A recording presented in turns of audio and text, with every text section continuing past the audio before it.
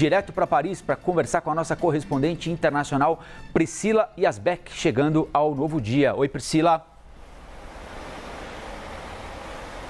Oi, Colombo, bom dia a todos que nos acompanham. O presidente Lula chega domingo em Bruxelas e eu conversei com fontes do governo sobre como que vai ser a cúpula entre a CELAC e a União Europeia. A CELAC reúne 33 países da América Latina e também do Caribe, exclui Estados Unidos e Canadá e vai ter essa cúpula então com a União Europeia, que inclui 27 países europeus. Um dos assuntos que eram aguardados nessa cúpula seria o acordo entre Mercosul e União Europeia, mas fontes do governo dizem que o acordo não deve avançar e eles me disseram, inclusive, que para dizer que não houve nada previsto sobre o acordo, vai haver um encontro entre o presidente Lula e a presidente da Comissão Europeia, Ursula von der Leyen, e só.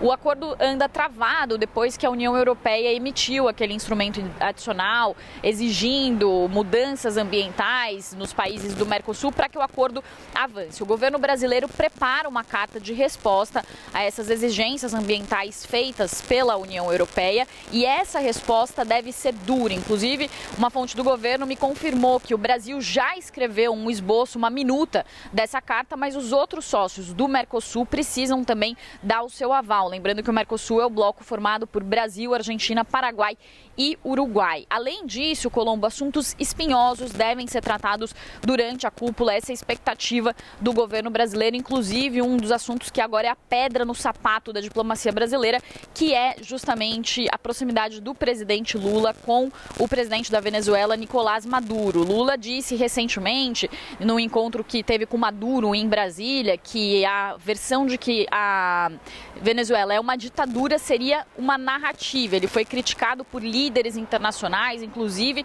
pelo presidente do Uruguai, quando assumiu a presidência do Mercosul, e esse assunto deve ser mais uma vez retomado então na cúpula que acontece na semana que vem na Bélgica. Um outro assunto também espinhoso para o governo brasileiro é sobre Daniel Ortega, que é o presidente da Nicarágua. Esse regime da Nicarágua também é reconhecido como uma ditadura, inclusive o órgão de defesa dos direitos humanos da ONU fez uma carta repudiando os atos que acontecem no governo, a repressão a opositores do regime de Ortega, e o Brasil vem se omitindo dessa discussão. A única questão que o Brasil se aproximou um pouco mais de fazer alguma crítica ao regime foi quando, depois do encontro com o Papa Francisco, o presidente Lula pediu a Ortega que libertasse o bispo Rolando Álvares, que foi condenado à prisão por 26 anos. Ele chegou a ser solto, mas foi preso de novo depois que as negociações fracassaram. Então são dois assuntos que devem ser falados durante essa cúpula. E por fim, Colombo, vale dizer também que o presidente Lula